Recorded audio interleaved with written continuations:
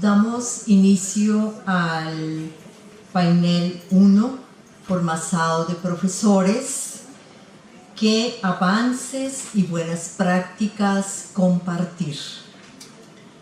Participan en este panel 3 reconocidos investigadores de Colombia, España y Portugal, quienes abordarán el interrogante sobre los avances de la investigación en el campo de la formación de profesores en perspectiva ciencia, tecnología, sociedad, ambiente y las buenas prácticas desarrolladas.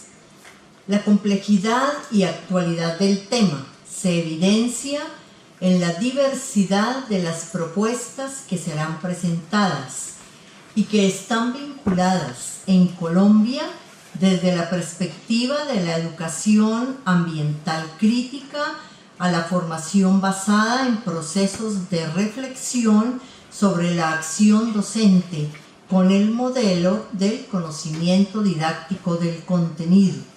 En España, a la formación fundamentada en la investigación educativa y el modelo del conocimiento didáctico del contenido. Y en Portugal, al trabajo colaborativo entre formadores y profesores para la innovación y la construcción de materiales. Iniciamos el panel con la participación del doctor William Manuel Mora Penagos. El doctor William Manuel Mora es doctor en Educación Ambiental por la Universidad de Sevilla, España.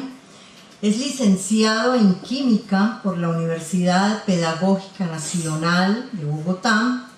Actualmente es profesor del doctorado en Educación en la Universidad Distrital Francisco José de Caldas de Bogotá y es coordinador de la línea de investigación la articulación entre la educación en ciencias y la educación ambiental. La dinámica del panel es la siguiente: cada uno de los panelistas hará una presentación de 15 minutos y luego abriremos entonces el espacio para las preguntas y el debate con el auditorio. El título de la ponencia que hará el profesor William Manuel Mora es La formación ambiental del profesorado de ciencias, el conocimiento didáctico del contenido como contexto de reflexión formativa. Bienvenido, profesor. Gracias.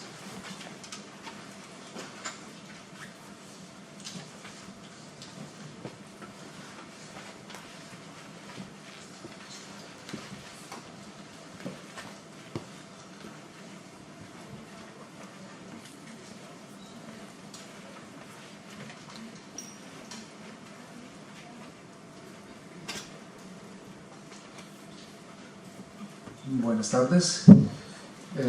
La presentación que voy a hacer a continuación, voy a hacerla en español, voy a hablar despacio para los colegas que no están acostumbrados a escuchar el español. Mis agradecimientos a todos ustedes por esta audiencia que tenemos en el día de hoy, la puntualidad, y a la organización por permitirme referir este trabajo que hace parte de una línea de investigación del doctorado en educación de la Universidad Distrital Francisco José de Caldas en Bogotá. La Universidad Distrital Francisco José de Caldas es la universidad pública de la ciudad capital. La universidad pues cubre las demandas a cerca de 8 millones de personas que viven en nuestra capital. Bien, lo primero que debo decir es que en el campo de la investigación sobre la formación de profesores notamos que el tema de la formación del profesorado es uno de los temas más polémicos y menos tratados en el ámbito del enfoque de ciencia, tecnología y sociedad. La literatura que se reporta en todos los idiomas, tanto desde los handbooks a los trabajos nuestros en Iberoamérica, muestran que el tema de la formación del profesorado es un tema incipiente, si se quiere llamar así, si se compara con las demás líneas de trabajo.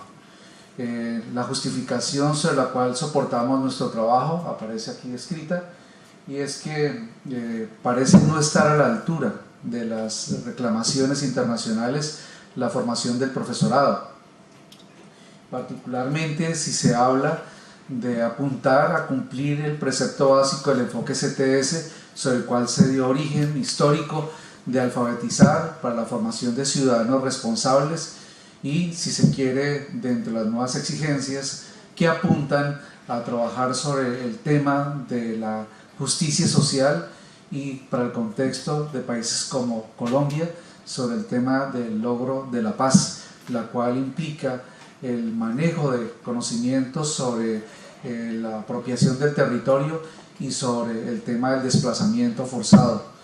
El tema ambiental, por lo tanto, y la formación del profesorado es un tema para algunos países latinoamericanos, particularmente en Colombia, un tema central en ese sentido, por lo cual nuestra línea de investigación siempre se ha caracterizado por trabajar sobre el profesorado, por supuesto sin descuidar el tema del estudiantado, pero su foco particularmente es allí. Si quisiésemos identificar básicamente qué ocurre en Colombia, podríamos decir que el profesorado de ciencias naturales, que lo representan el profesorado de física, química y biología, por tradición, para la educación básica y media, no voy a hacer referencia a la formación del profesorado en educación superior, aunque es una línea también importantísima, sobre la cual venimos buscando intereses, incluso estamos por allí en la dirección de una tesis doctoral en ese trabajo, en ese sentido, de esa línea, pero haré referencia básicamente a la formación del profesorado de básica y media. Lo principal es que la formación del profesorado desde hace unos 20 años en Colombia se ha identificado en trabajar como 3 líneas internacionales estratégicas. Una, cambiar la imagen positivista de las ciencias, un tema central.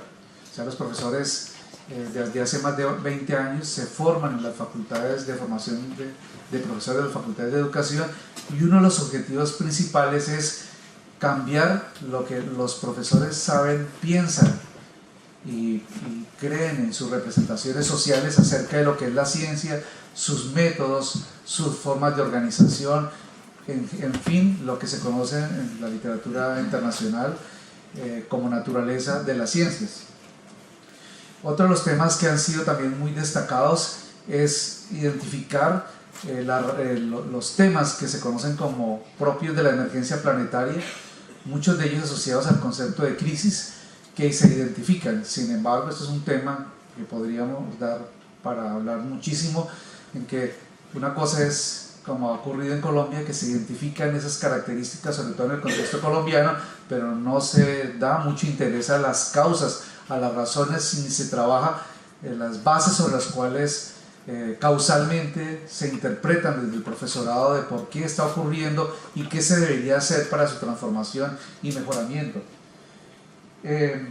También pues el problema de la inclusión de los aspectos sociohumanísticos en la formación del profesorado de química, física y biología es un tema también que se inicia a trabajar, sobre todo producto desde el año 2004 en la expedición por parte del Ministerio de Educación de los estándares nacionales de educación para la básica y media en ciencia y tecnología, que ha venido retomando un enfoque internacional de ciencia, tecnología y sociedad, pero curiosamente con una fuerza muy particular en formar a los estudiantes, si se quiere entre comillas formar, porque nosotros consideramos que es un tema criticable, para evaluar, pero no como formar en la formación.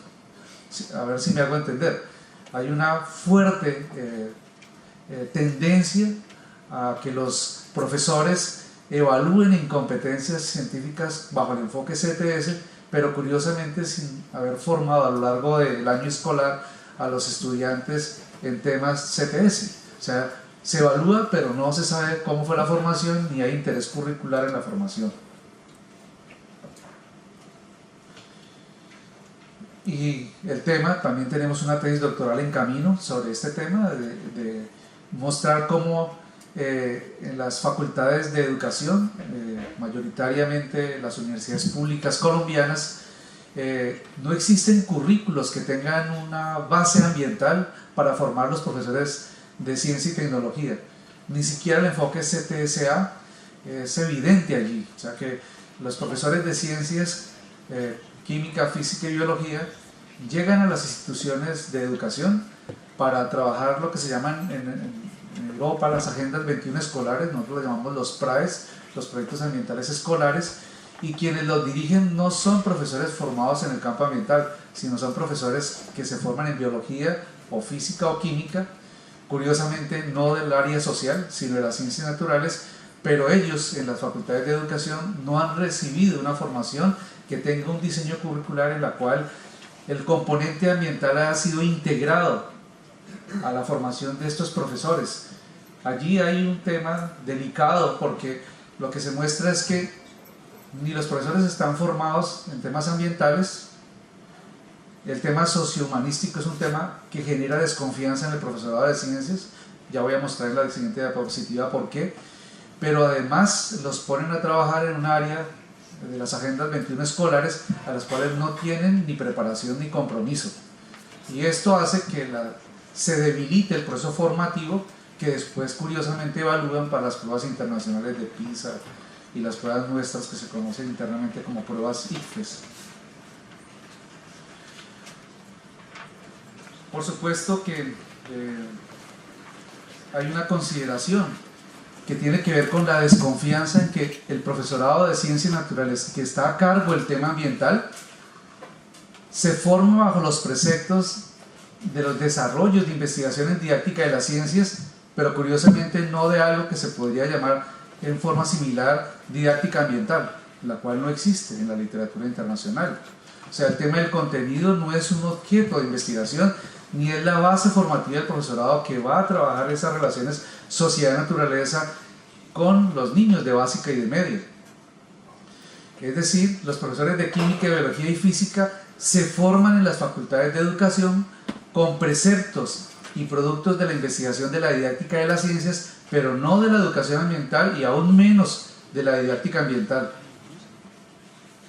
Eso hace que lo que hagan los profesores sea prácticamente un espontaneísmo teórico, epistemológico y científico dentro de las aulas de la clase frente a los temas de la relación sociedad-naturaleza.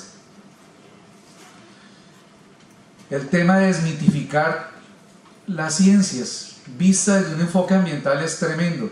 Sabemos que con los trabajos de historiadores, filósofos que se forman desde con ese enfoque desde hace más de 20 años, nuestros profesores de ciencia, recorriendo toda la filosofía de Kuhn, Lakatos, Feyerabend, Bachelard, etc., para poder desmitificar la ciencia y sus métodos, no es suficiente para entender y enfrentar e interpretar la complejidad de los problemas ambientales y la relación sociedad-naturaleza.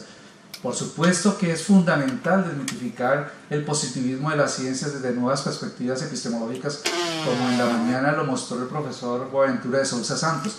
Sin embargo, estamos convencidos que esa epistemología es importante, pero insuficiente. Requerimos las epistemologías del sur.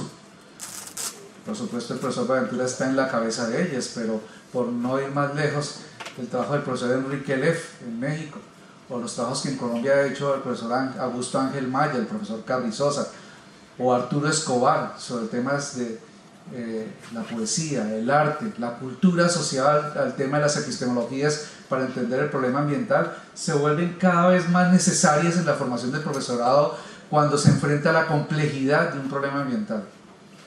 No es posible con Thomas Kuhn o Feyerabend o con los trabajos de Stephen Toulmin entender la complejidad de un problema ambiental. No podemos depositar toda la discusión epistemológica en estos autores. Requerimos, ¿por qué no?, trabajar los documentos de Funtovics y Raber sobre la epistemología política y la epistemología con la gente, para poder entender cómo trabajar problemas en los cuales las discusiones se llevan a un plano ideológico, a un problema ético, a un problema de toma de poder en las decisiones, en las mesas de concertación, frente a los problemas ambientales y de justicia social, producto del narcotráfico, la minería ilegal o el problema de la degradación de la guerra en países como el nuestro. Solo y en la medida en que tenemos epistemologías alternativas y formamos los profesores para ellas, podríamos interpretar las razones de poder nosotros enfrentar una nueva formación del profesorado. Estos retos consideramos que son la base de nuestra línea de investigación. Ir más allá de la epistemología de la ciencia y la tecnología para hablar de la epistemología ambiental, sin temores. Recuerdo que con el profesor de la Universidad de Buenos Aires, el profesor Agustín Aduriz, tuvimos un gran debate de si el término epistemología ambiental debíamos colocarlo entre comillas, porque la epistemología ambiental pues se refiere al conocimiento disciplinar e interdisciplinar, mientras que en el campo ambiental hablamos es el diálogo de saberes, la ecología de saberes, que incluye el mito, la magia, el conocimiento popular, y por lo tanto no se puede hablar de una epistemología en sentido común, sino estaríamos hablando de un campo metadisciplinar del discurso de lo ambiental para poder interpretarla y poder entender los problemas ambientales que el profesorado pueda manejar. O sea que para nosotros es un reto crear un discurso filosófico e histórico frente a lo que es el tema ambiental y poderlo trabajar con los profesores de educación básica y media, y por lo tanto ese tema número 1 comenzamos incluso a dar un primer curso en el doctorado nuestro sobre el tema, sobre epistemología ambiental. Y aquí este esquema, por supuesto que me disculpan, no se alcanza muy bien a ver desde atrás, pero vemos cómo la epistemología ambiental no es su propósito generar una visión anticientífica o desconocer la realidad de la ciencia, es ubicarla como una dimensión de la cultura alternativa que ocurrió en una época y sigue siendo importante, pero no suficiente para entender los problemas actuales del mundo en crisis. El concepto de conocimiento se traslada al campo de la cultura y no de la cultura de la Tierra planetaria, y no solamente al concepto de la modernidad de Occidente y Europa. Se requiere una diversidad epistemológica, que es lo que se reclama allí. Me salto esta diapositiva, que es el trabajo de Funtovics y Raber, el profesor Silvio Funtovics de Argentina, el Raber inglés, de cómo poder pasar de una epistemología de la ciencia pura a una epistemología de la ciencia aplicada, luego al tema de la consultoría y la ciencia postnormal, que es donde ocurren los problemas ambientales. Lo que decíamos es que la epistemología que enseñamos a los profesores está aquí, mientras que las exigencias están allí para entender el problema de lo ambiental en el mundo actual.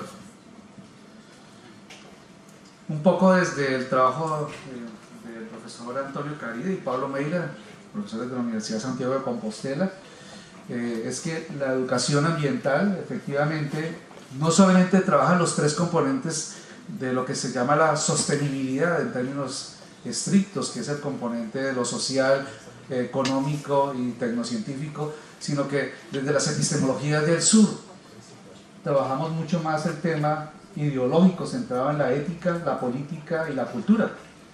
No significa que uno sea excluyente del otro, sino es el énfasis que se da sobre el tema. Los países latinoamericanos, en el caso de Colombia, nuestro énfasis central es en el tema ideológico, en el tema ético y político y cultural, más que en los otros, y en su balance en la articulación. Con esto termino este trabajo teórico que hemos publicado recientemente en un libro con la Universidad Pedagógica Nacional, en el sentido de cómo el profesorado, su conocimiento profesional, es una integración, si se quiere, compleja entre el conocimiento disciplinar, metadisciplinar, psicopedagógico y de contexto, y que el énfasis en uno de ellos sobre otro nos permite a nosotros mirar y evaluar su desarrollo profesional. Ya hemos empezado varios trabajos con estudiantes de máster y también de doctorado, de cómo este modelo, si se quiere, de los conocimientos que manejan el profesorado de ciencias y tecnología, vistos desde el enfoque de la complejidad, no solamente del pensamiento complejo de Edgar Morin, sino de los problemas de la complejidad vista en sentidos termodinámicos y del aula como un sistema de comunicación abierta, nos ofrecen unas grandes posibilidades para que el profesorado reflexione sobre los componentes que vimos en la diapositiva anterior frente a las necesidades actuales de los retos. Estamos allí trabajando ya en un primer documento publicado recientemente sobre el cual podríamos mirar, generando algunos desarrollos sobre el aprendizaje de forma compleja y sobre todo diseñando tramas de evolución del pensamiento del profesor, tramas de desarrollo de la complejización del pensamiento visto desde lo ambiental para el desempeño del profesorado de Ciencia y Tecnología. Muchas gracias.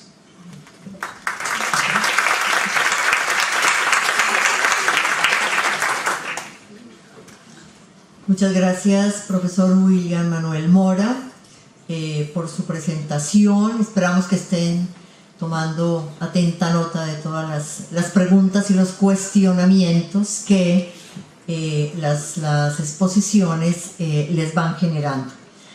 Hacemos la invitación al doctor Ángel Vázquez Alonso, profesor del Máster de Formación de Profesores de Secundaria y Bachillerato, investigador de la Universidad de Islas Baleares, España, con sus líneas de investigación en actitudes en didáctica de la ciencia, actitudes hacia las relaciones ciencia, tecnología, sociedad, naturaleza de la ciencia y la tecnología y pensamiento crítico en estudiantes y profesores y conocimiento didáctico del contenido.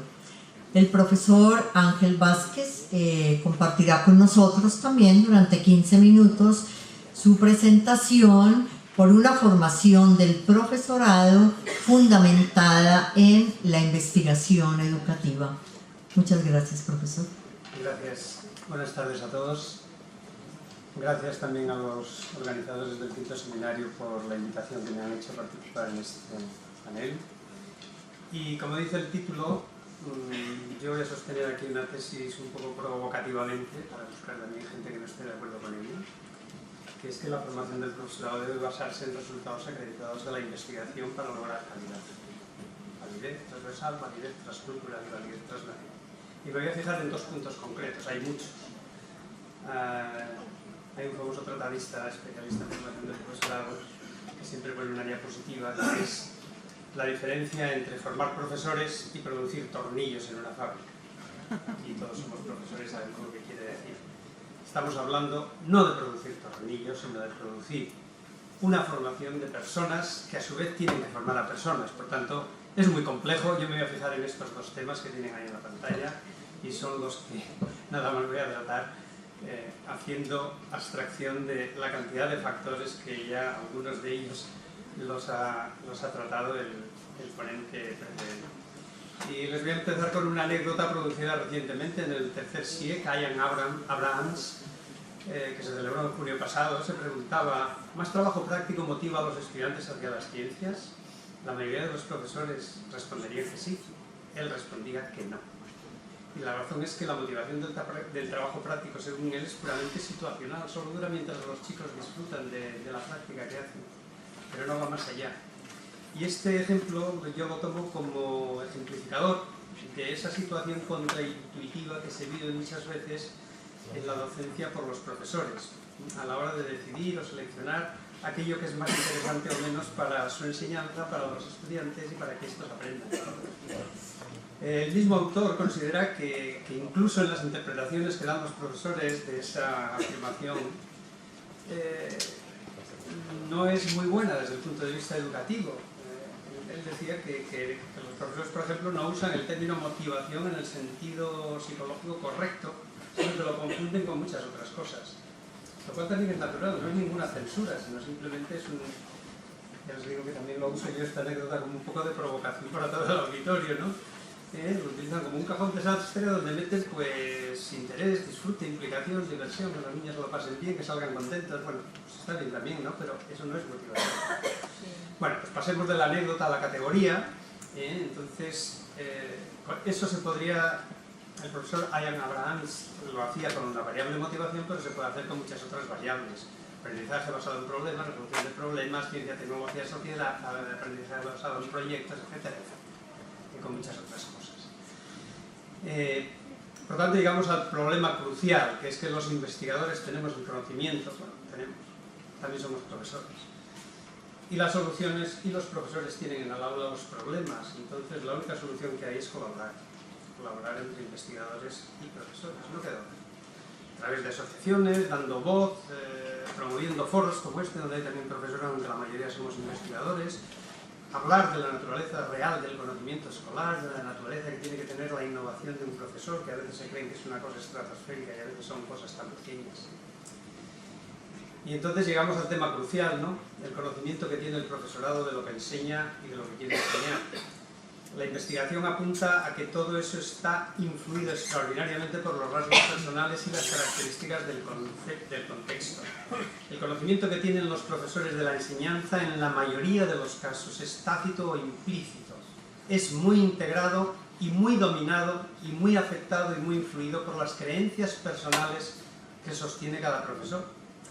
Bueno, pues en esta situación, hace ya casi 30 años, Schulman propuso un concepto que es el conocimiento didáctico, pedagógico del contenido, como ustedes le quieran llamar, que es esa amalgama que tiene que saber hacer un profesor entre el conocimiento que tiene de su materia, de ciencia, tecnología, sociedad, el conocimiento que tiene de la pedagogía implicada en la enseñanza y el conocimiento que tiene que tener también del contexto.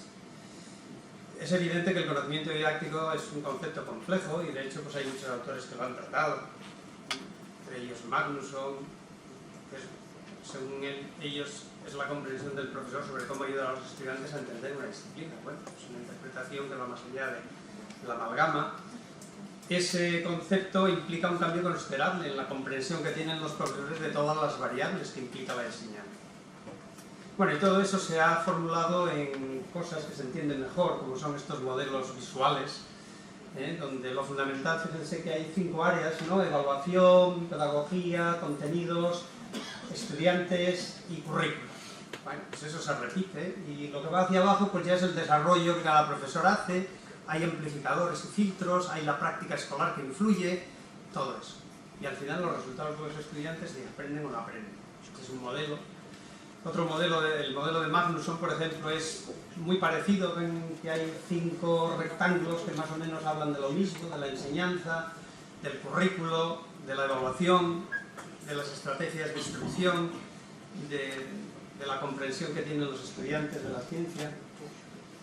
El modelo de Magnusson más elaborado por Park y Chen, pues es, en fin, ahí van a encontrar otra vez todo lo mismo, no se trata tampoco de detenernos mucho, pero ya ven cómo se complejiza la cosa, que era la idea que empezaba. Por lo tanto, esto es lo que tienen que dominar los profesores, aunque está basado. Nosotros preferimos utilizar una imagen más sencilla. El conocimiento didáctico del contenido sería el triángulo central que integra los 3 triángulos que tiene por fuera, que es el conocimiento de la disciplina, el conocimiento de la pedagogía y el conocimiento de los contextos donde están englobados no solo los estudiantes, sino también la escuela y la propia comunidad y el barrio donde vive el estudiante. Bueno, ¿qué nos dice? Pasamos ahora al segundo punto. Entonces, eso sería el conocimiento didáctico del contenido, que es un elemento director desde hace 10 o 15 años, pues prácticamente pues, la mayoría de las revistas especializadas en formación del profesorado pues, lo están utilizando y de ahí esa evolución de complejización de los modelos sobre qué es y qué no es. El segundo punto que yo quería exponer en esta exposición es qué nos dice la investigación sobre la enseñanza. Y para ello traigo, también un poco provocativamente, porque es un estudio pues, también discutible, es el estudio sobre el aprendizaje visible de John Hattie, australiano. Exploró más de 800 no estudios, sino metaanálisis, que son ya estudios, de investigación educativa en general, que implican más de 50.000 estudios y más de 200 millones de estudiantes participantes. Este estudio de Hattie lo que pretende es identificar cuáles son las variables de la enseñanza que realmente tienen un impacto significativo en los estudiantes. Entonces, sea cierto o no sea cierto el estudio, se pueda discutir o no se pueda discutir, yo creo que no lo podemos ignorar, y es por eso que yo lo traigo. El doctor Hattie, para diferenciar las variables realmente importantes en el impacto sobre el aprendizaje de los estudiantes, utiliza una variable que es el tamaño del efecto. Cuando el tamaño del efecto es superior a 0.4, Piensen que él está trabajando con 50.000 estudios y más de 200 millones de personas implicados en esos estudios. Las áreas que utiliza el profesor Hattie son estudiantes. Bueno, volvemos a rememorar un poco las áreas del conocimiento didáctico del contenido. La casa, el contexto de los estudiantes, la escuela, el profesorado, el currículo y los enfoques de la enseñanza o la historia. Y aquí tenemos algunos resultados, que voy a pasar muy rápido porque tampoco hay mucho tiempo, luego si quieren pues, tenemos ocasión de volver sobre ellos. A la izquierda, la fila rank indica el orden de esa variable y a la derecha indica el effect size, el tamaño del efecto, o sea, las diferencias que hay, el impacto que tiene sobre el aprendizaje. Recuerden que para Hattie, impactos menores del 0.4, eso no vale para nada. Fíjense que ahí los últimos son hasta negativos. Por ejemplo, pues a nadie le sorprende que ver mucha televisión por los chicos tenga un impacto negativo. Pero fíjense el impacto tan extraordinario de menos 0.34 que tiene la movilidad de los estudiantes. Estudiantes que se mueven son estudiantes prácticamente condenados al fracaso. Bueno, y algunos otros de los que están arriba. La formación del profesorado, 0.12, apenas nada. Entonces, ¿qué tenemos? ¿Que abandonar la formación del profesorado? Pues no, evidentemente, tendremos que hacerla de una manera mejor, de otra manera, tendremos que mejorar la calidad, etc. En cuanto a variables con efectos bajos o medianos, pues aquí tienen algunas de ellas. Por ejemplo, algunos los más fanáticos, la primera de todas ellas, que no llega a 0,4, pues está muy cerca, la instrucción asistida por ordenador. Bueno, pues no es tan fiero el león como lo pinta, es un instrumento de la enseñanza, pero en el estudio de Hattie no llega ni al mínimo, al punto de corte. Y abajo tienen, por ejemplo, los agrupamientos dentro de clase, que tienen poco impacto. ¿Y cuáles son las variables mejores? Bueno, no es como aquí 7, hay muchas más, ¿no? Indudablemente la mayor son las expectativas que el profesor se crea sobre sus propios estudiantes. Cuando las expectativas del profesor son malas, el estudiante no aprende. Pero además con muchísima diferencia. Fíjense que supera la unidad, 1.44. Y ahí tienen también un consejo para cómo debe hacerse la formación del profesorado.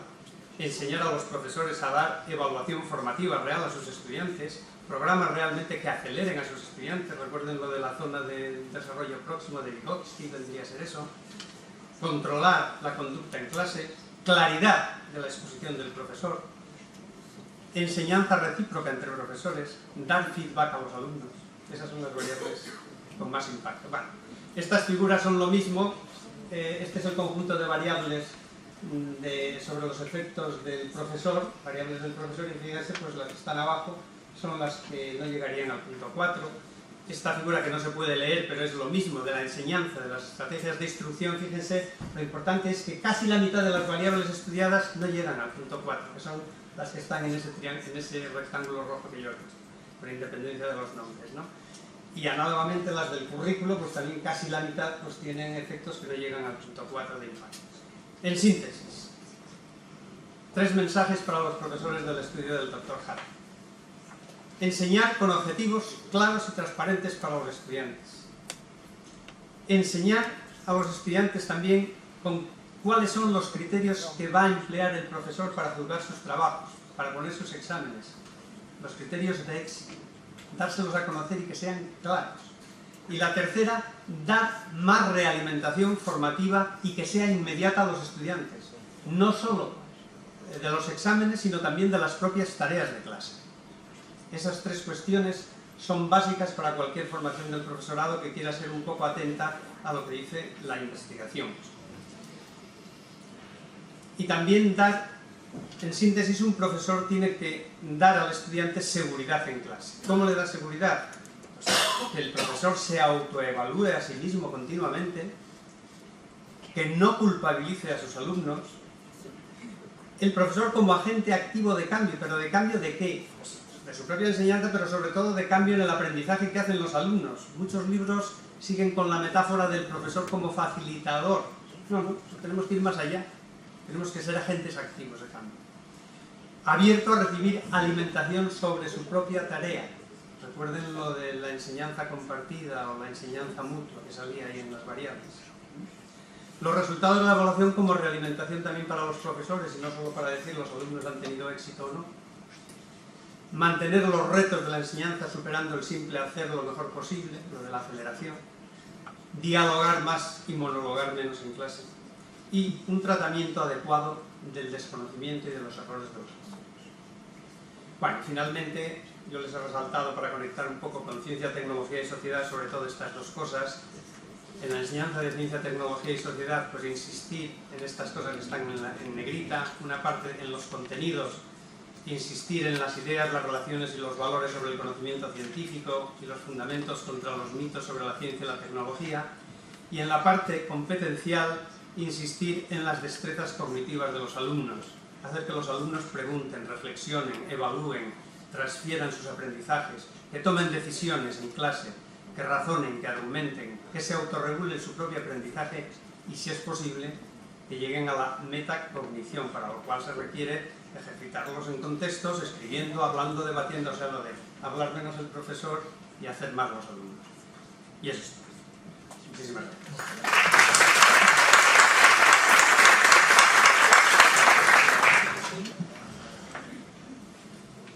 Bien, agradecemos al doctor Ángel Vázquez su presentación y damos entonces la palabra al doctor Rui Márquez Vieira.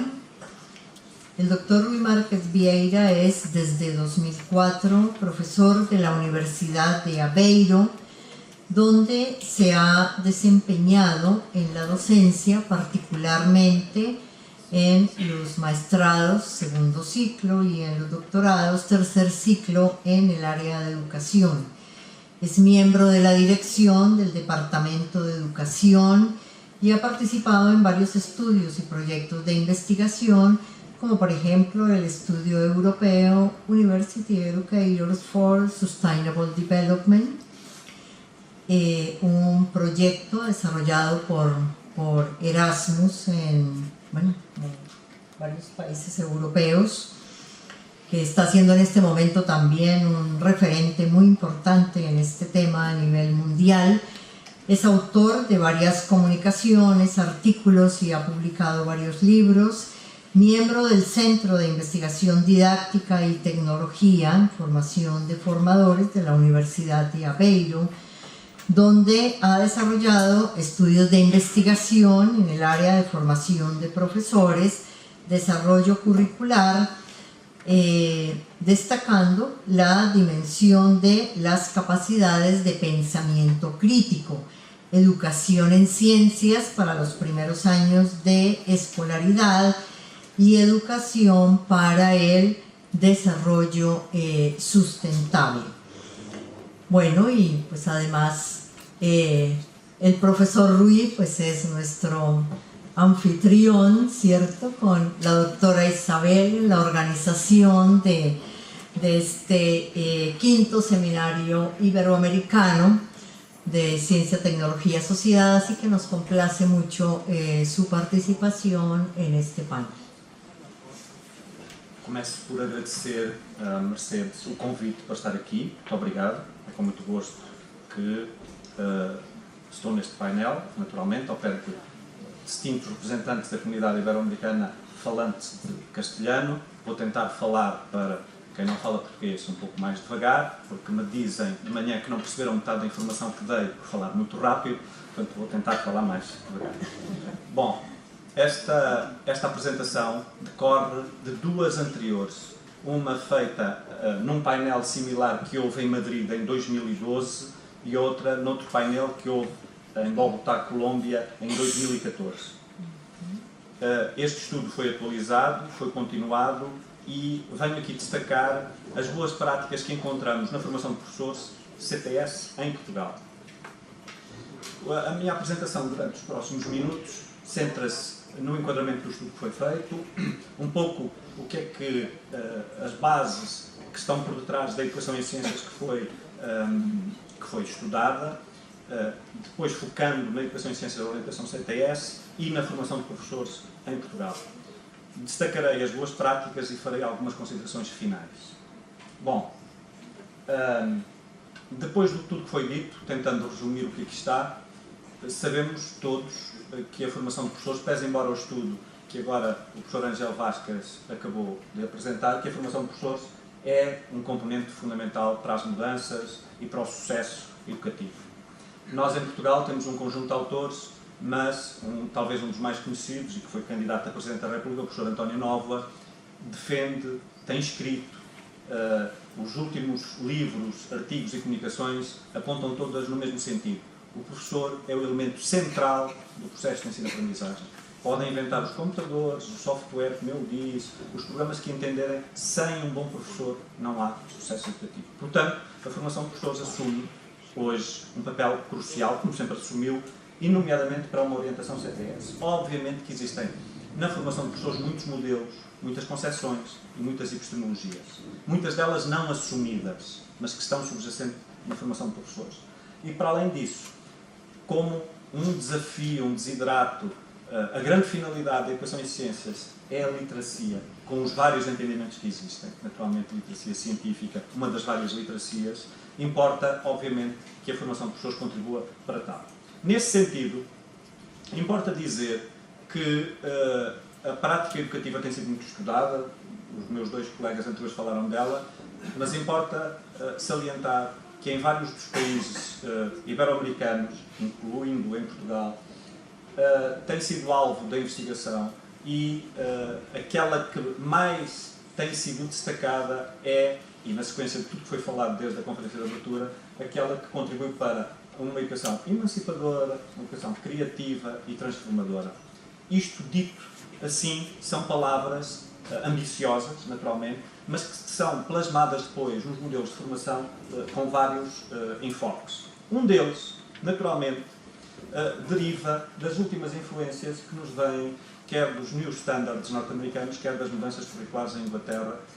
Destaco apenas aqui algumas dessas finalidades que estão a influenciar muito o desenvolvimento curricular também nos países ibero-americanos, mas de todo este desenvolvimento curricular, o que me importa aqui destacar é o papel que tem o desenvolvimento de competências de várias ordem, que estava ainda aqui o professor Ângelo Vasquez, num dos últimos slides, a destacar, conhecimentos de ciência e tecnologia, sendo ciência no seu sentido amplo, incluindo a matemática, naturalmente, conhecimentos de capacidades de pensamento, seja crítico, seja criativo, seja metacognitivo, seja as designações que existem e que têm sido alvo da investigação, seja o desenvolvimento axiológico, de atitudes, de valores, etc.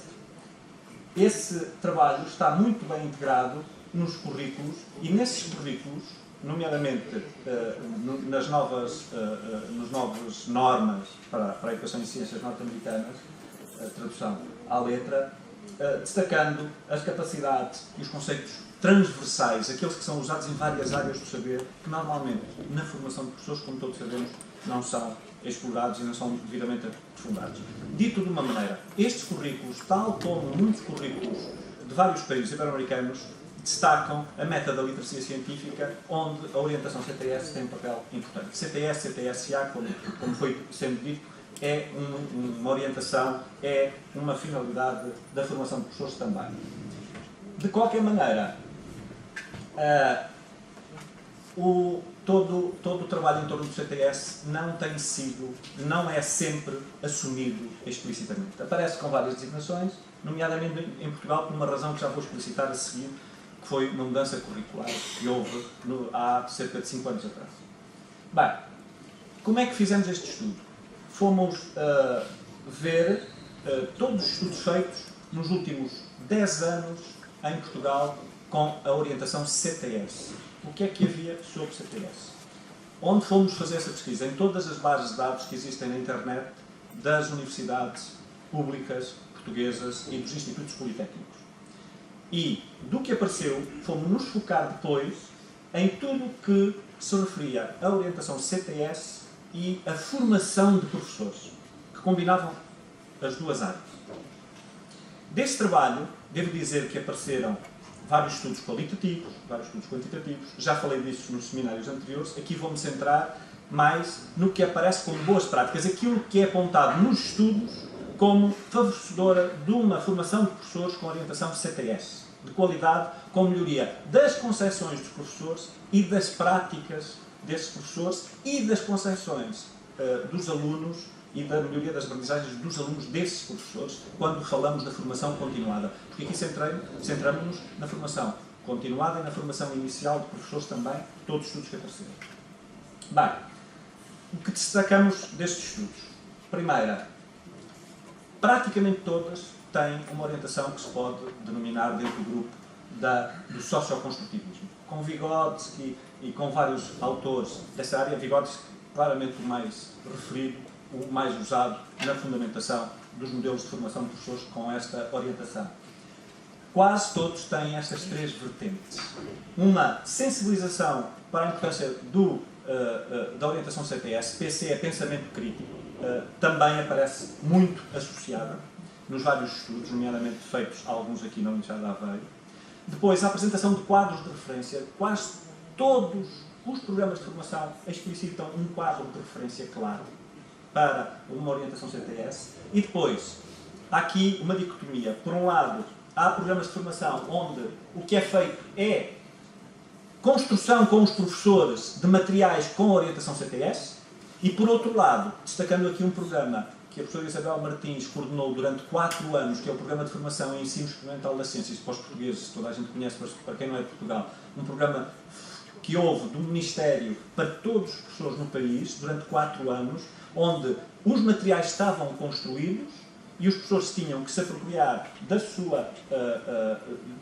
seus propósitos, da sua forma de exploração, para depois explorarem e usarem com os seus alunos. Esses materiais, para quem de manhã um colega de um país sul-americano perguntava onde estão esses materiais, estão no site do Ministério da Educação português, alguns estão ali na banca, em papel, mas esses materiais todos, que são 8 guiões didáticos para professores, existem, estão no site do Ministério da Educação, para quem queira, em português, naturalmente.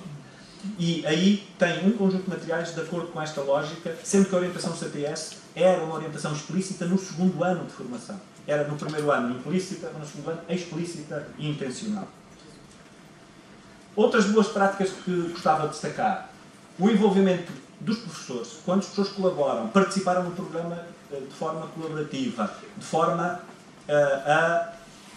que a iniciativa fosse deles, esses programas tiveram melhores resultados, segundo o relatado, do que aqueles que os professores foram, nomeadamente os professores portugueses, para fazer formação porque era obrigatório fazer ou porque precisavam de a fazer para a promoção na carreira. Nós dizemos porque precisavam de créditos, porque é assim que a formação em Portugal ocorre no quadro da formação continuada. E, portanto, em alguns estudos é dito que os professores que participaram e que colaboraram e que foram para melhorar as suas práticas foram os que tiveram melhores resultados.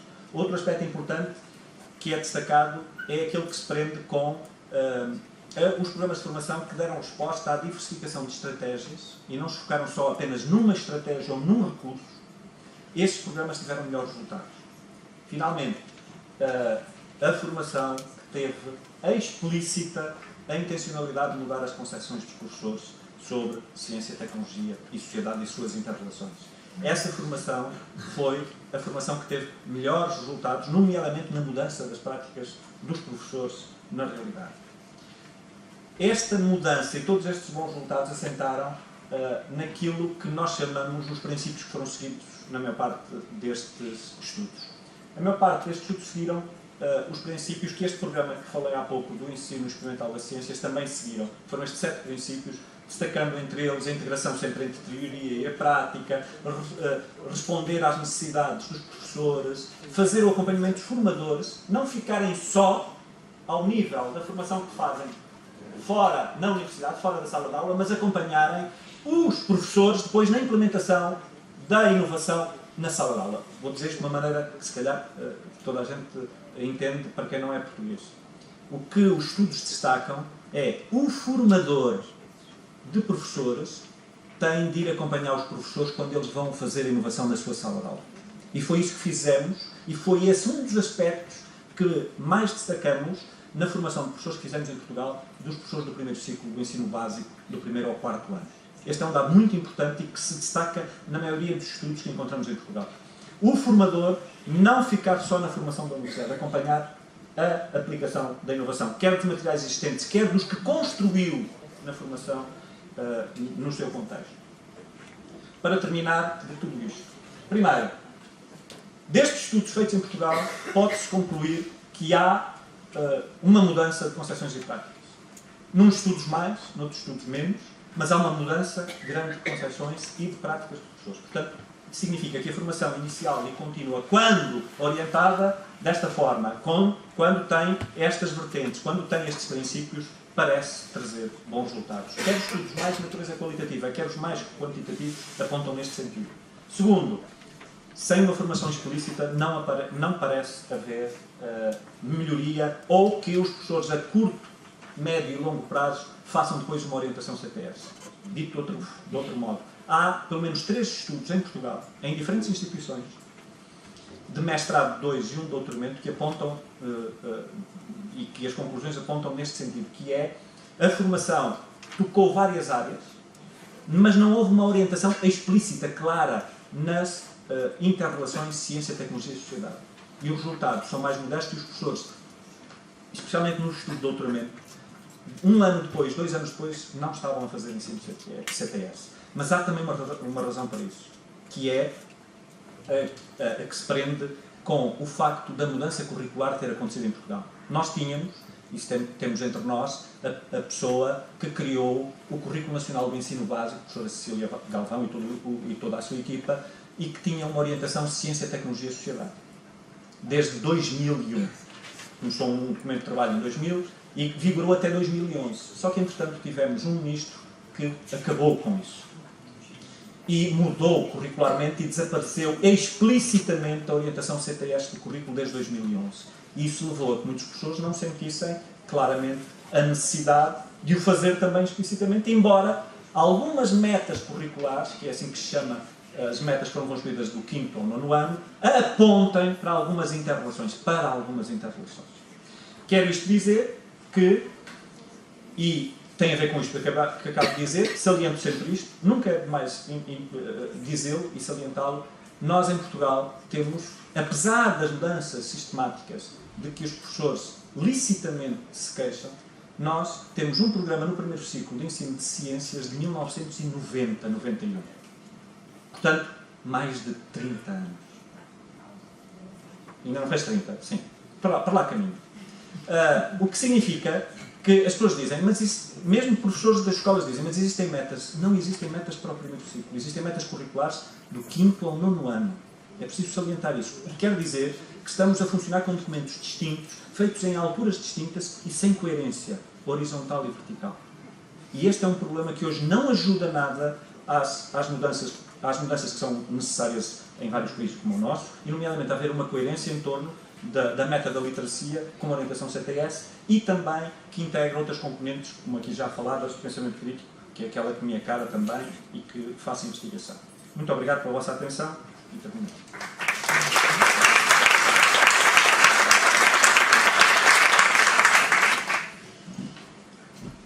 Agradecemos al doctor Rui Vieira compartir entonces con nosotros estas buenas prácticas de formación de profesores en ciencia, tecnología, sociedad en Portugal.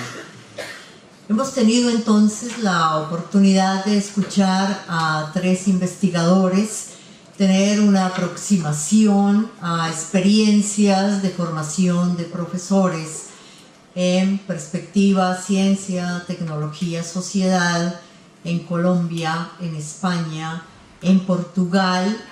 Los investigadores nos han identificado también las problemáticas y hay muchas referencias a nivel mundial.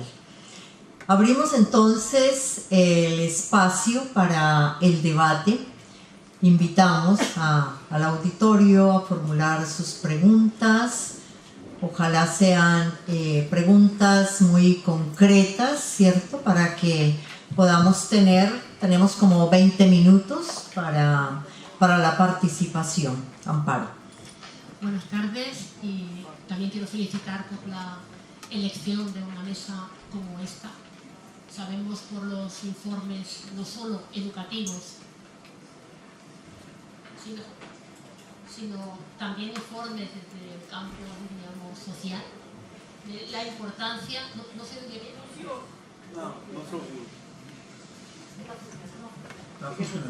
Más para sí que funciona, sí. ¿Así?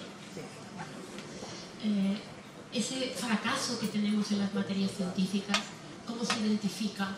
¿Cómo dirige la mirada hacia la formación del profesorado para modificar la situación?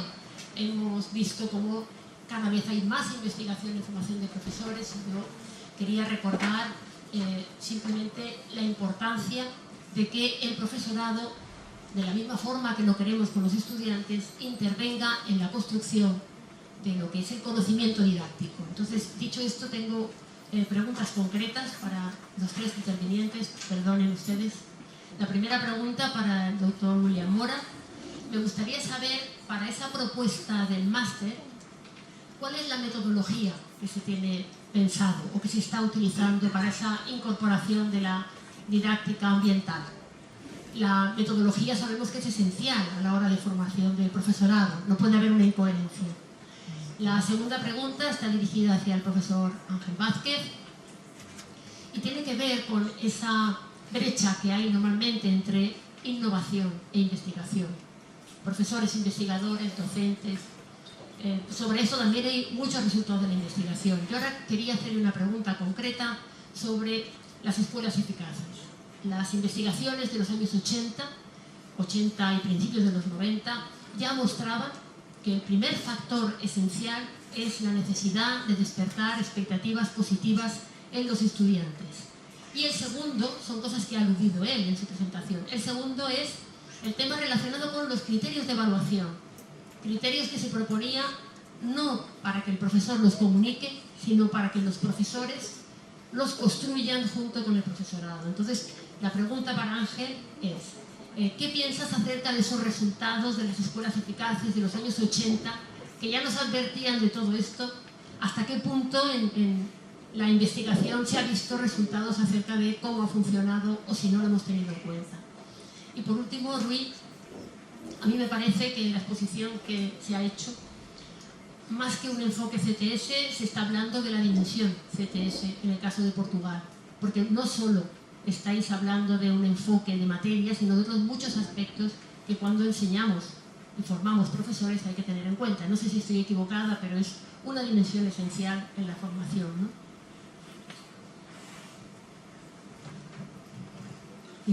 Abrimos entonces el espacio para más preguntas y así los panelistas tendrán después la oportunidad de dar sus respuestas de forma más amplia. Muchas gracias, Amparo, por tus preguntas. Hola, la mía es recontra súper concreta, porque Ángel, no entendí cuando hablaste de Hattie, que te lo agradezco porque la verdad que no lo conocía, lo del aprendizaje visible. Me llamó la atención cuando hablaste de los estudiantes que se mueven. Después explícame porque no entendí. ¿Qué significa?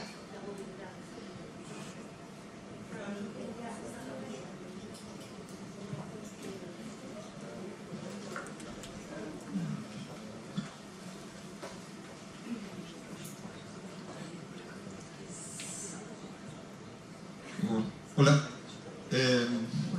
Yo posiblemente siento que voy a hacer el ridículo con lo que voy a preguntar, porque veo exposiciones de muy alto nivel. Yo simplemente soy un profesor de física y química de escuela secundaria, de alumnos de 13 y 14 años. No soy docente universitario, ni soy investigador, ni nada de eso. Y lo que me quiero referir es a la cuestión de la motivación. Mi experiencia es que el alumno que progresa en ciencia es el que se motiva a él, y se motiva a él cuando siente que aprende. Y el que fracasa es el que no se motiva justamente porque siente que fracasa. Y en todo lo que Ángel presentó, que me pareció muy interesante, una de las cosas que veo que no aparecen, también hoy participé de varias charlas y de los pósters, todas las experiencias exitosas se referían a alumnos voluntarios, que voluntariamente se prestaban a la experiencia, o sea que son tan motivados si son voluntarios. Mi preocupación son mis alumnos que no se motivan. ¿Qué hago para que se motiven? Y hay una cosa de la experiencia que veo que no aparece, vuelvo a decir, y mi experiencia de clase es los obstáculos cognitivos. O sea, hay obstáculos que el alumno tiene que le impiden aprender, que veo que no aparecen en ninguna de las exposiciones y que yo creo que es una de las cuestiones fundamentales para que no se motiven. Hago dos ejemplos muy pavos. En Argentina, cuando enseñamos vectores, dirección y sentido tienen conceptos separados. En el lenguaje cotidiano, para nosotros, dirección y sentido es lo mismo. Una calle va en tal dirección, una calle va en sentido. Si uno no logra desestructurar esa semejanza de concepto, no puede enseñar vectores. Digamos, otro obstáculo de la enseñanza formal, que es que cuando enseñan sustantivo en la primaria, le dicen que sustantivo es lo que se ve y se toca. Cuando yo en física quiero enseñar materia y cuerpo, los alumnos me dicen es lo que se ve y se toca. Hasta que yo no desestructuro eso, no les puedo explicar que el aire es un cuerpo y tiene materia, porque ni lo ve ni lo toca. Entonces, esos obstáculos no los veo tratados en ninguna de las exposiciones y siento que si no logramos ver cuáles son las ideas que el alumno pone en juego para acercarse al objeto de conocimiento que nosotros le estamos ofreciendo, si primero no nos dedicamos a ver cuáles son esos obstáculos, no hay formas de motivarlo. Solamente vamos a motivar al que por sí mismo logra superar o no presenta esos obstáculos, pero vuelvo a decir, mi preocupación es el que no motivamos. Perdonen si fui muy largo. Gracias, profesor, por su pregunta. ¿Otras preguntas?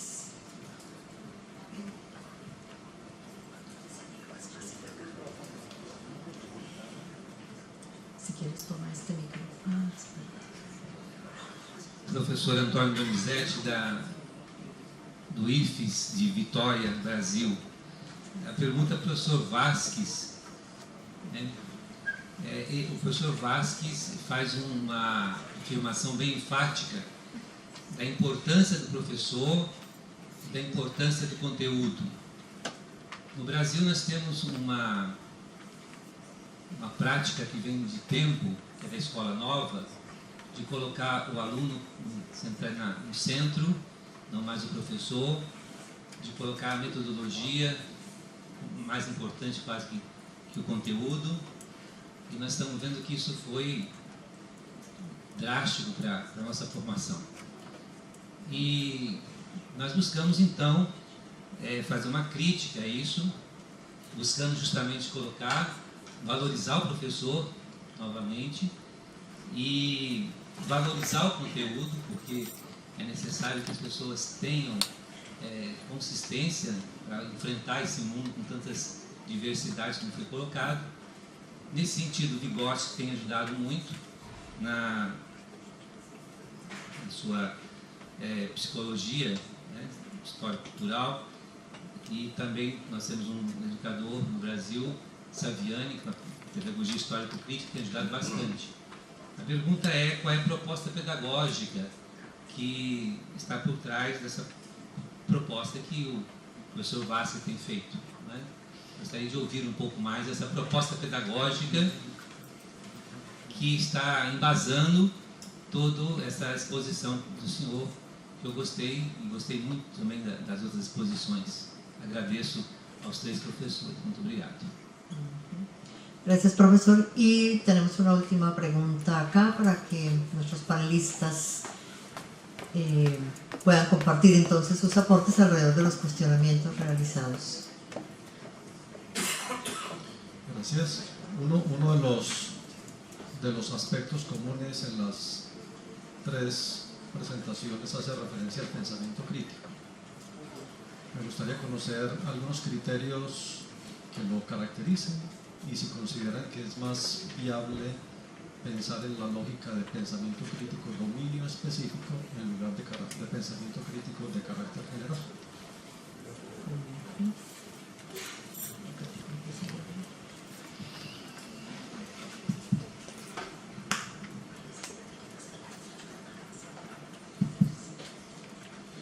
Bueno, iniciaré muy rápidamente en relación a la pregunta que hace la doctora Amparo Vilches.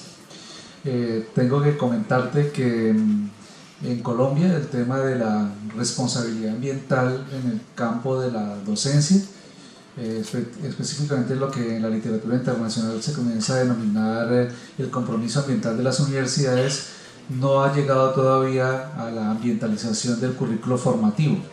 Es decir, no tenemos maestrías de formación de profesores ambientalizadas, si se quiere llamar así, con criterios que formen en pensamiento ambiental, que trabajen complejidad, sistemismo, sino que están en un estado básico, intermedio, en la cual pues lo que hacemos es tomar cursos, muchas veces selectivos, sobre el tema ambiental y de la formación de profesores en el tema ambiental, pero no existe una maestría diseñada específicamente bajo criterios ambientales. Así sean, digamos en nuestra universidad en concreto, no lo digo por otras universidades, sino en la mía en concreto, en que esté diseñada desde una perspectiva ambiental, aunque nosotros tenemos en nuestra universidad tanto una facultad de medio ambiente como una facultad de educación.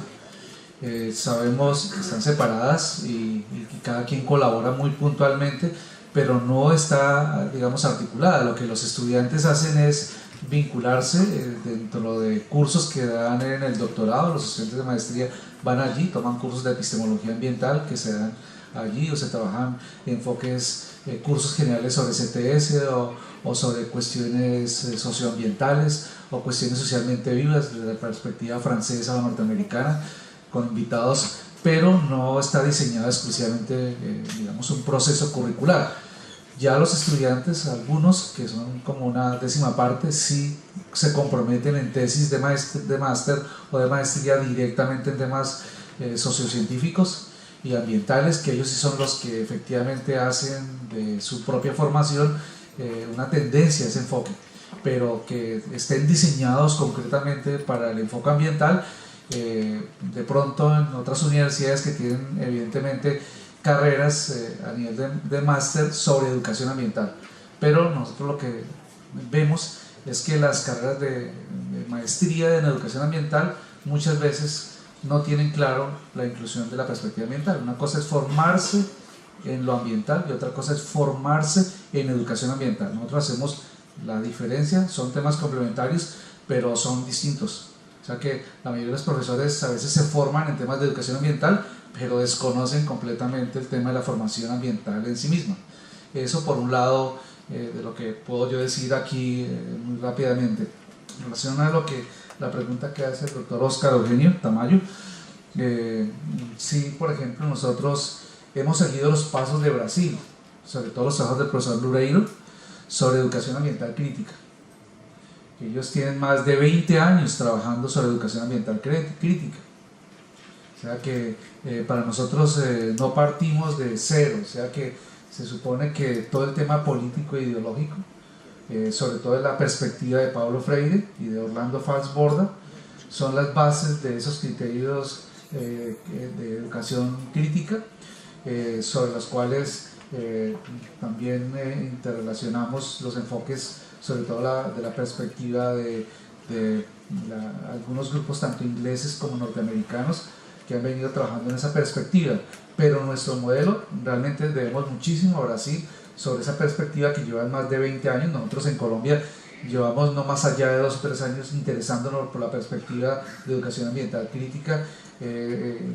No solamente trabajamos desde el plano de vista cognitivo sobre las capacidades de reflexión, las capacidades de generar propuestas alternativas, primero interpretar las cosas de una manera variante, divergente, como una capacidad básica crítica de generar alternativas, sino también la capacidad de empoderarse y tomar posturas políticas para la acción. Entonces, de criticar las ideologías dominantes y mirar alternativas de transformación social que están, digamos, dentro de los temas dominantes de las culturas políticas en el país. Muchas gracias, profesor William. Profesor Ángel Vázquez, ¿tienes varias preguntas? Sí, me parece que tenemos tiempo, ¿o no? Bueno, las respuestas, gracias por las preguntas. Las respuestas necesariamente tendrán que ser breves debido al tiempo. En todo caso, si alguno de los que respondo ahora tan rápidamente pues quiere continuar la conversación, con mucho gusto estoy a su disposición después. La primera pregunta era de Amparo Vilches en relación con la experiencia de las escuelas eficaces, que efectivamente ya advertían de algunas de las cosas que yo expuse en las diapositivas. El problema es que los estudios de las escuelas eficaces tienen una limitación, que es que tomaban unas escuelas que aparentemente eran escuelas donde los alumnos tenían buen rendimiento.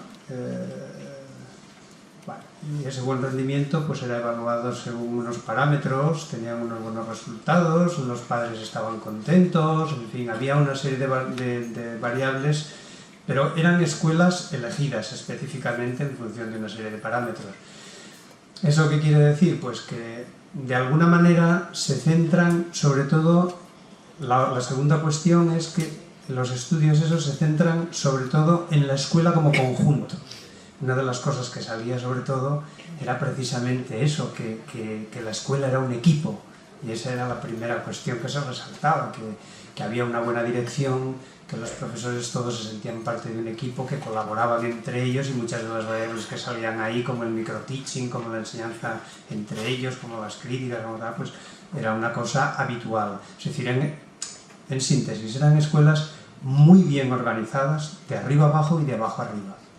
Y eso era lo que les daba la fortaleza, pero claro, eso se limita a identificar variables, la mayoría de ellas, luego venían otras, pero la mayoría de ellas eran de organización escolar, que coinciden con las variables que identifica también Hattie. ¿Por qué no se hizo caso? Pues por la misma razón que, por ejemplo, en España el proyecto PISA se está haciendo desde el año 2000 y no se le hace ni caso. A los resultados siempre salen pues unos argumentando una cosa, otros argumentando otra y, como se dice, echando agua al vino, ¿no? Es decir, los resultados de la investigación están ahí. Después tienen que venir las personas responsables de tomar las decisiones políticas para llevar eso a la práctica y tomar decisiones valientes para el sistema educativo y que tengan una buena fundamentación, no solo ideológica, sino principalmente de conocimiento y de investigación. Esa es mi posición sobre ese tema. En cuanto a aclarar lo de la movilidad, Silvia, hay alumnos en el sistema educativo que cambian de escuelas, que se mueven, movilidad de que no se mantiene en su escolaridad. Entonces, cuando un alumno más se mueve, cambia de escuela, es lo más negativo. Por otra parte, pues todos que somos profesores, pues es una variable bastante intuitiva también. En este caso no hay una contraintuición. La tercera pregunta creo que era del profesor de allá, de Física y Química. ¿Perdón? Enrique. Mucho gusto. Bueno, te quiero decir que sí que los obstáculos cognitivos se tratan. En uno de los modelos que yo tan rápidamente os pasé, lo que aquí pues no tenemos tiempo de centrarnos en todas esas cosas, pero sí que están contemplados en la diapositiva del modelo de Park y Chen de 2012, que es el más elaborado así en cuanto a detalles del conocimiento didáctico del contenido. En el conocimiento de los estudiantes están las concepciones alternativas y las dificultades de aprendizaje, que es lo que tú has llamado los obstáculos cognitivos de aprendizaje. Aprovecho ahora ya para conectar con la respuesta a Óscar, que uno de los principales obstáculos cognitivos que se están detectando precisamente en los estudios que tratan sobre temas de ciencia, tecnología y sociedad, y específicamente en los estudios, que cada vez hay más, de los temas sociocientíficos. Esos estudios están demostrando que los estudiantes no tienen el nivel de pensamiento adecuado para poder procesar datos y argumentar en base a una situación concreta. Es una convergencia que en muchos de esos estudios está apareciendo, y es lo que lleva, y ahora enlazaría un poco con la pregunta que hacía Óscar, es lo que lleva a que necesitamos formar a nuestros estudiantes en destrezas de pensar bien. Bueno, le llamamos pensamiento crítico a eso, pues perfecto. Vamos por ahí. Luego había otra pregunta que no sé si entendí bien del compañero brasileiro o portugués, sobre qué modelo había detrás de... Bueno, el modelo es el mismo, es el que formuló Schulman ya hace casi 30 años. Es decir, formar profesores se trata de ayudarles a construir su conocimiento didáctico del contenido de la asignatura que imparten. Claro, ¿y qué es el conocimiento didáctico del contenido? Bueno, pues toda esa serie de diapositivas que les pasé en 2 minutos de una manera apabullante con muchos datos ahí dentro. Pero si alguien tiene interés en profundizar más en ellas, hay una literatura sobre conocimiento didáctico del contenido que es muy abundante y que hay manuales, y nuestro querido amigo, desgraciadamente fallecido, Andoni, pues hizo un libro editado sobre conocimiento didáctico del contenido, que yo creo que está disponible en internet, si no de una manera libre, sí bastante accesible, y ahí tienen en español una buena referencia y actualización de toda esta cuestión. Pero el modelo que hay detrás pues es el viejo modelo de Schulman. Formar un profesor es enseñarle a amalgamar toda una serie de variables dispares y enseñarle otra cosa que está implícita en lo que yo dije, que él no es la estrella de la clase. Es la estrella cuando a él lo forman como profesor. Tiene que ser bien formado. Pero cuando él llega a la clase, la estrella es que los alumnos aprendan. Y él tiene que someterse al contexto y a las condiciones que tienen los alumnos, adaptarse, si no quieren emplear la palabra someterse, pero hay muchos profesores que no. Ah, no, esta es mi asignatura, yo la doy así, y el que no pueda, que se aguante. O el que no corra esta velocidad, pues que se quede detrás. Hombre, no. Entonces, desde esa perspectiva, pues enseñar a una buena amalgama de la pedagogía, del conocimiento de la asignatura y de conocer el contexto y las necesidades de los alumnos, eso es formar a un profesor. ¿Cómo se logra eso? Esa es otra historia. Las metodologías, los distintos programas de formación, que había también preguntas sobre ello, etc.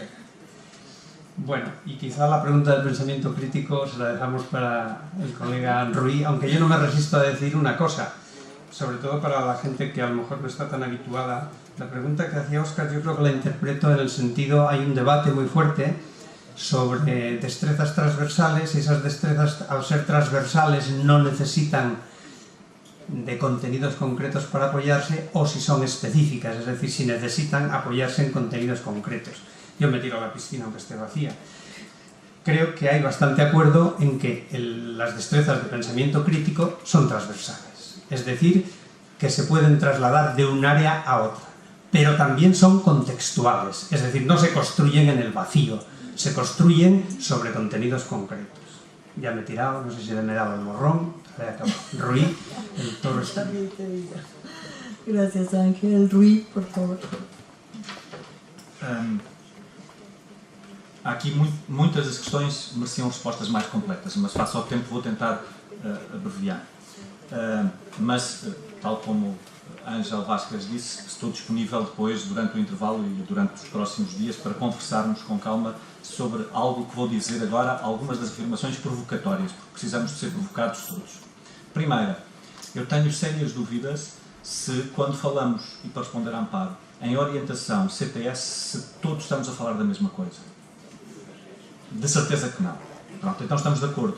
Precisamos de aprofundar, do ponto de vista epistemológico, do ponto de vista dos quadros de referência, o que é isto da orientação CTS. Temos feito esse esforço várias pessoas em Portugal e no Brasil e com certeza também dentro dos espanhóis e dos países sul-americanos, mas precisamos de continuar a aprofundar, e essa é uma das necessidades deste seminário. Por isso é que ele se realiza, porque temos que continuar e sentimos cada vez mais que é necessário aprofundarmos o que é isto da orientação, do que é isto da perspectiva, o que é isto do movimento CTS.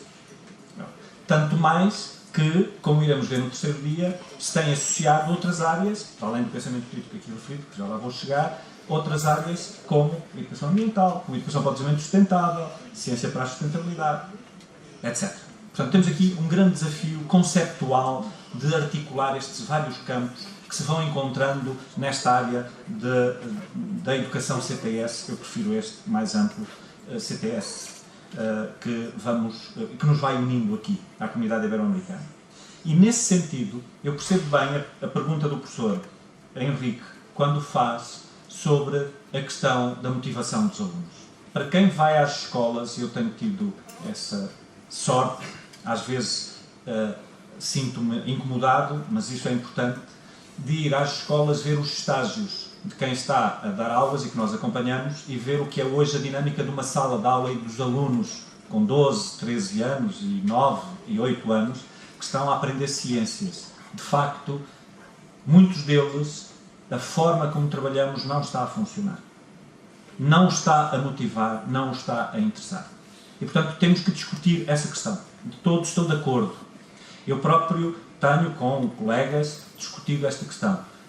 Hoje, com a sociedade atual, altamente com os alunos com acesso às tecnologias, desde logo smartphones, e todas as tecnologias, nós temos que repensar o modo como estamos a fazer alguma ciência. Não toda, porque alguma temos... Eu considero que temos que continuar a fazer trabalho experimental. Como fazemos? É outra discussão. Mas temos que o fazer, naturalmente. Mesmo sendo o trabalho experimental feito por nós ou com cientistas que vão ao laboratório explicar como fazem, ou nós vamos aos seus laboratórios, como foi dito de manhã, e essa é uma área que também me interessa, naturalmente, porque importa uma visão o mais realista do que é a ciência. E essa visão faz indo ou trazendo quem a faz, os cientistas e os tecnólogos, naturalmente. E, portanto, estamos de acordo quanto a isso. De qualquer forma, eu não podia deixar passar, porque não era o âmbito deste painel, que na contextualização está muita, do meu ponto de vista, quando bem feita, tal como esta orientação recomenda, está muita da motivação que pode surgir e do interesse que pode surgir para os alunos se focarem naquilo que nós defendemos, que é uma ciência e uma inter-relação com a tecnologia e com a sociedade de qualidade. Só que essa contextualização não tem sido bem interpretada, porque, de facto, alguns dos opositores à contextualização acham que a contextualização é uma distração e que temos que ir diretos ao conteúdo. E, portanto, continuamos a assistir a esta discussão quando sabemos, a maioria dos que aqui estão sabem, que a contextualização é fundamental para o interesse, para a compreensão das interrelações. Obviamente, há muita coisa escrita sobre isso.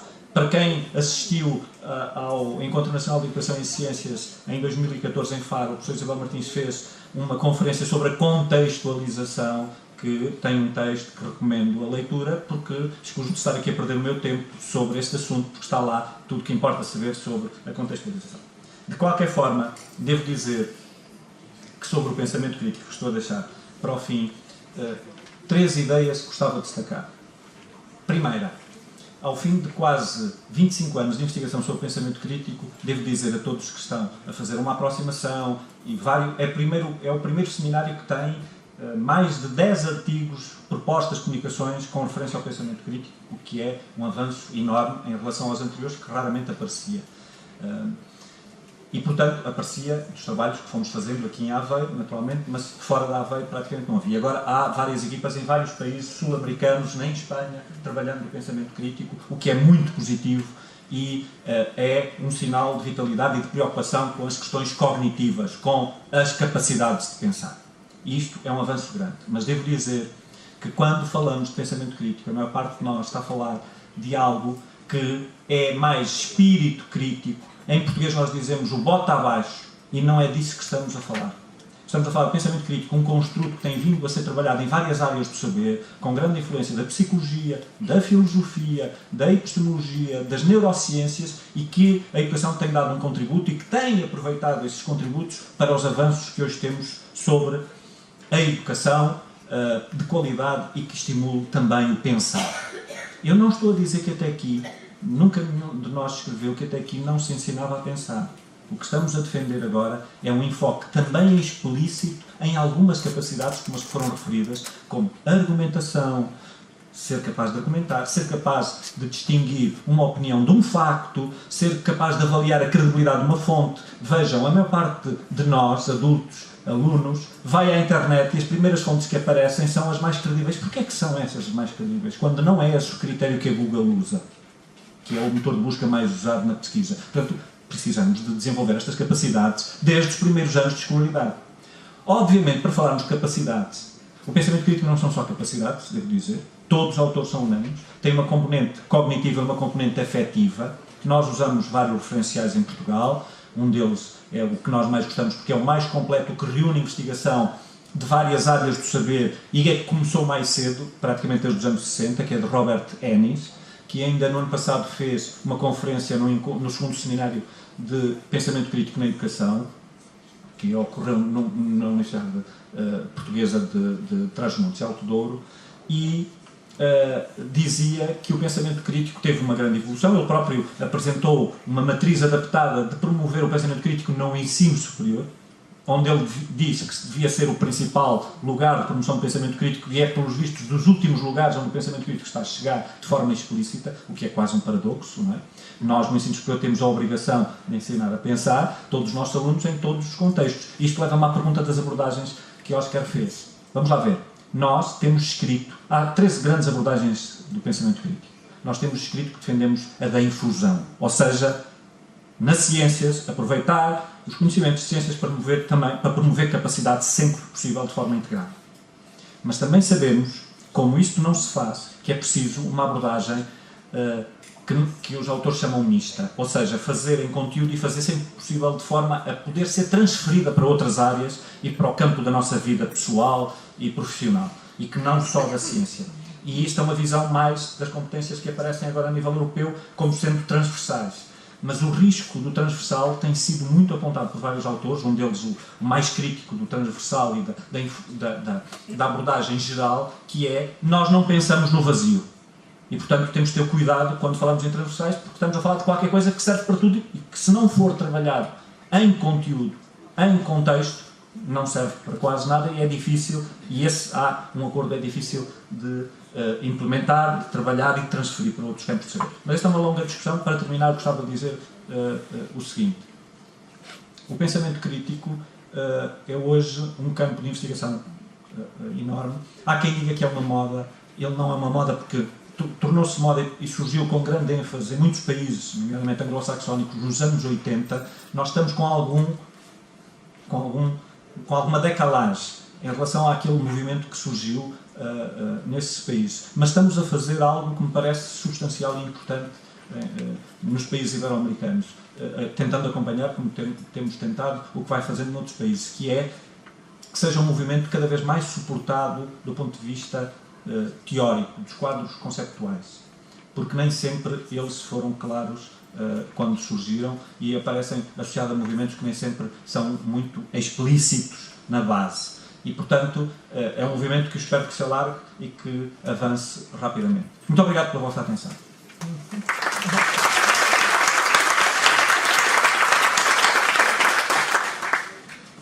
Muy bien, agradecemos entonces a nuestros 3 panelistas la riqueza de sus ideas, sus cuestionamientos, todo lo que nos han dejado entonces para continuar pensando el tema de la formación de profesores en perspectiva ciencia, tecnología, sociedad durante estos días del 5º Seminario Iberoamericano. Agradecemos al auditorio por su participación y sus preguntas, y bueno, invitamos a continuar con las siguientes actividades del seminario. Muchas gracias, buena tarde.